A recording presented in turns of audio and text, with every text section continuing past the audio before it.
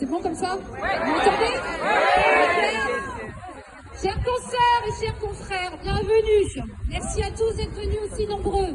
Ce moment est historique. Ce n'est pas dans notre ADN d'en venir à la grève et de se rassembler dans la rue. Aujourd'hui, levons notre poing. L'heure de la révolte a sonné. Gardez le poing levé.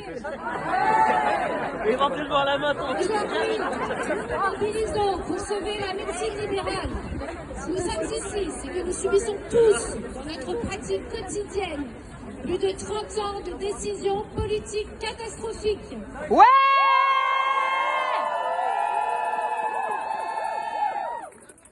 Ce mouvement est sans précédent. Vous êtes ici à Nantes, mais dans toute la France. Aujourd'hui, nos consoeurs et nos confrères de toute génération sont mobilisés. L'irrespect du gouvernement n'a plus de limite. Non contents de se dédouaner de leurs responsabilités, les politiques nous montrent du doigt comme coupables de la situation actuelle.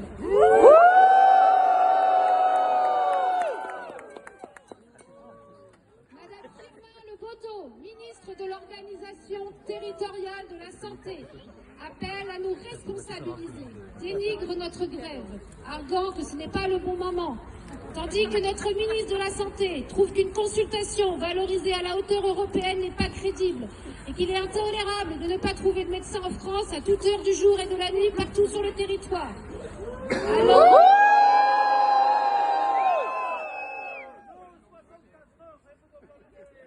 Alors que pendant plus de 2 ans de pandémie, nous, les médecins de famille, avons redoublé d'efforts. Nous avons adapté sans relâche nos pratiques au rythme des innombrables alertes de la DGS.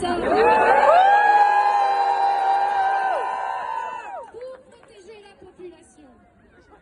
En parallèle de cette pandémie, depuis déjà une dizaine d'années, nous avons alerté du vieillissement de la population et des départs en retraite mérités de nos confrères. Conséquence, notre charge de travail s'est alourdie et nos conditions de travail se sont dégradées. Les gouvernements successifs n'ont rien anticipé et nous ne sommes pas responsables de la difficulté d'accès aux soins actuels. Non. Nous ne sommes pas des usines à gaz.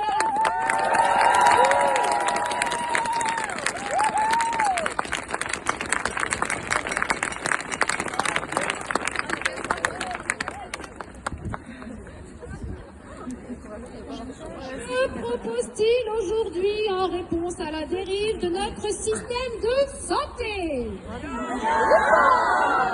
Coercition à l'installation.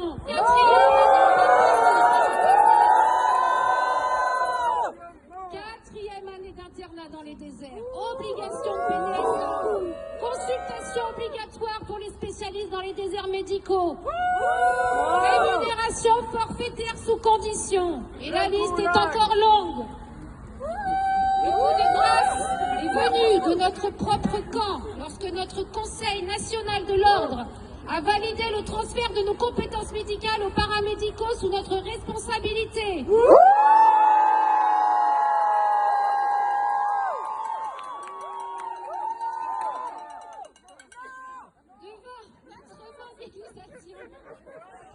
Ils font aujourd'hui marche arrière. Le président du Conseil national de l'ordre est actuellement au Conseil départemental. Aujourd'hui, nous passons en moyenne 13 heures par semaine à effectuer des tâches administratives. Au lieu de les alléger, on veut nous retirer nos tâches médicales. Aujourd'hui, on ajoute une 4e année d'études à nos internes de médecine générale. Mais en 4 mois de stage de médecine libérale.